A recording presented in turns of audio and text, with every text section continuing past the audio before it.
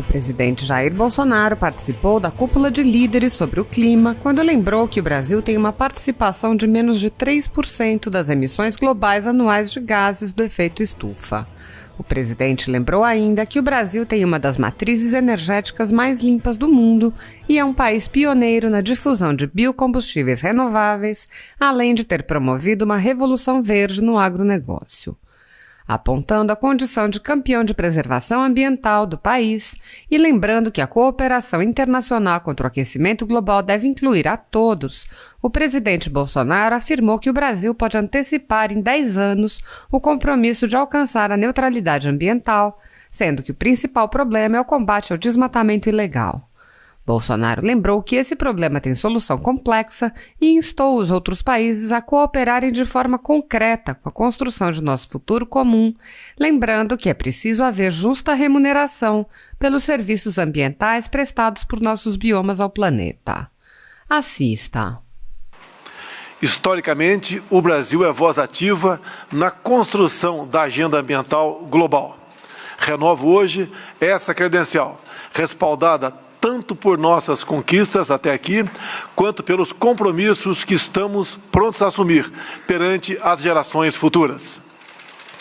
Como detentor da maior biodiversidade do planeta e potência agroambiental, o Brasil está na vanguarda do enfrentamento ao aquecimento global.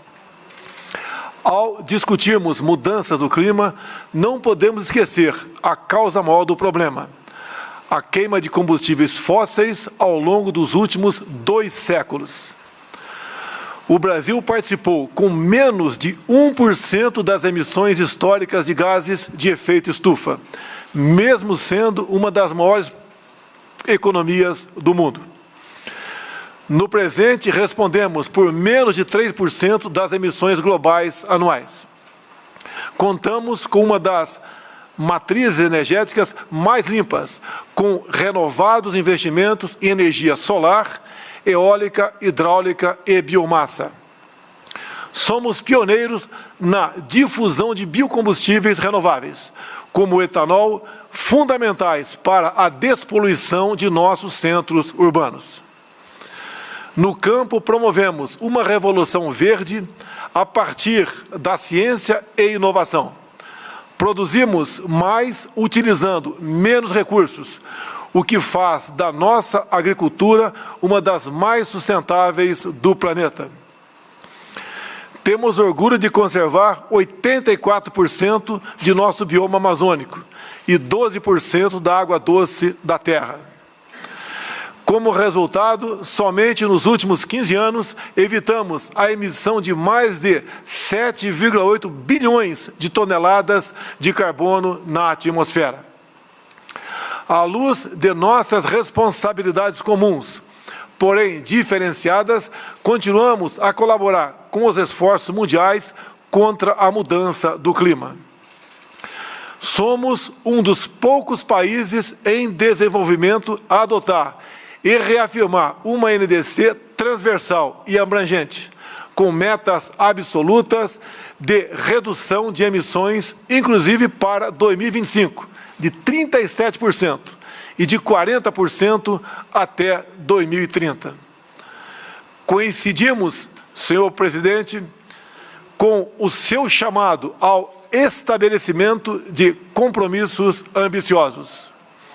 Nesse sentido, determinei que nossa neutralidade climática seja alcançada até 2050, antecipando em 10 anos a sinalização anterior. Entre as medidas necessárias para tanto, destaco aqui o compromisso de eliminar o desmatamento ilegal até 2030, com a plena e pronta aplicação do nosso Código Florestal. Com isso, reduziremos em quase 50% nossas emissões até essa data. Há que se reconhecer que será uma tarefa complexa. Medidas de comando e controle são parte da resposta. Apesar das limitações orçamentárias do governo, determinei o fortalecimento dos órgãos ambientais, duplicando os recursos destinados às ações de fiscalização.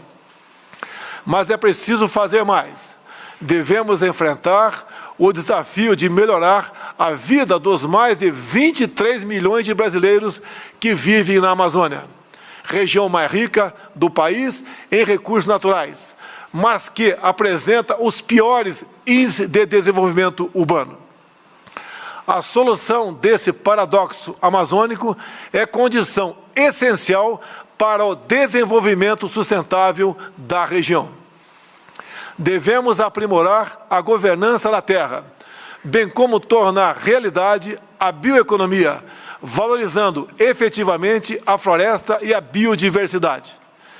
Esse deve ser um esforço que contemple os interesses de todos os brasileiros, inclusive indígenas e comunidades tradicionais.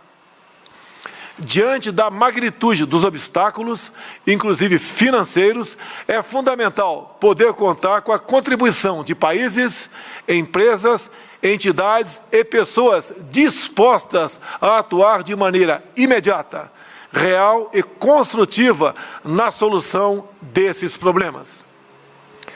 Neste ano, a comunidade internacional terá oportunidade singular de cooperar com a construção de nosso futuro comum. A COP26 terá como uma de suas principais missões a plena adoção dos mecanismos previstos nos artigos 5º e 6º do Acordo de Paris. Os mercados de carbono são cruciais como fonte de recursos e investimentos para impulsionar a ação climática, tanto na área florestal quanto em outros relevantes setores da economia, como indústria, geração de energia e manejo de resíduos. Da mesma forma, é preciso haver justa remuneração pelos serviços ambientais prestados por nossos biomas ao planeta, como forma de reconhecer o caráter econômico das atividades de conservação. Estamos, reitero, abertos à cooperação internacional. Senhoras e senhores, como todos reafirmamos em 92, no Rio de Janeiro, na conferência presidida pelo Brasil, o direito ao desenvolvimento deve ser exercido de tal forma que a resposta equitativamente e de forma sustentável às necessidades ambientais e de desenvolvimento das gerações presentes e futuras. Com esse espírito de responsabilidade coletiva e destino comum, convido-os novamente a apoiar-nos nessa missão. Contem com o Brasil. Muito obrigado. Nós temos algo que é muito caro para nós, que é a nossa liberdade. Não podemos abrir mão disso. Com essa história de políticos populistas, né, de projetos assistencialistas, levou a Venezuela a uma situação difícil de 5 anos. Um país riquíssimo em petróleo e ouro. E hoje em dia é um país destruído. A gente iria lá e deixar tudo para poder sobreviver. A gente fala para o irmão brasileiro que eles não podem permitir que fique na mesma situação aqui no país de vocês. A gente ha visto que realmente ha sido muito bem acolhido a situação do Brasil da pandemia, já esse é outro tema, né? Mas nós hemos sido muito bem recebidos, muito bem acolhidos por las instituições, agências de imigração. Agora, presidente, estamos precisando de documentos. Documentos? Nada mais ficar sem documentos. São pessoas que elas estão indocumentadas. Mas nós trazimos a ela como podemos, porque ela estava passando muito fome. Alguém podia me dar um telefone? Trabalho, precisamos de trabalho. A gente tem muito... O trabalho está difícil para todo mundo. Sim. Então, alguns estão usando a pandemia para destruir empregos. Por mim, nada teria fechado no Brasil. Nada. Sem exceção. Eu tenho o poder para fechar tudo. Não vou fazer isso. O meu exército não vai para as ruas para manter o povo em casa. O exército existe, o nosso exército, para defender a liberdade do povo aqui. Diferente do que foi feito na Venezuela. Moro perto, em Curitibanos, Santa Catarina, lá no centro. Calma. Presidente, Arujá, São Paulo. Conseguiu. Obrigado, viu? Bem, tudo em paz aí? Bolsonaro. Tinha muita gente infiltrado no meio de você? Tinha, né? Tanto é que quando me elegi já fugiu todo mundo aí. Presidente, nós somos uma família, estamos em 6. Conta no salário pra gente aí. Quanto ficava contigo, quanto ia pra Cuba? Comigo ficava 2.706 por aí. E quanto ia pra Cuba? O resto ia para lá. Mais 10 mil pra Cuba. Bolsonaro. Esse é o PT, pessoal. Presidente. Tem gente que quer que volte o PT ainda. Quer voltar pra Cuba ou quer ficar no Brasil? Quer voltar pra Cuba ou quer ficar no Brasil? Presidente, Bolsonaro. Eu me nacionalizei aqui. Deixa dela. Bolsonaro, melhor coisa. Arujá, São Paulo. Presidente. Estou ensinando meus netos a te amarem, de 10 a 1 mês de idade. Estou ensinando. Vem, pai. Senta aqui. Saiba que Nós somos em 6 irmãos.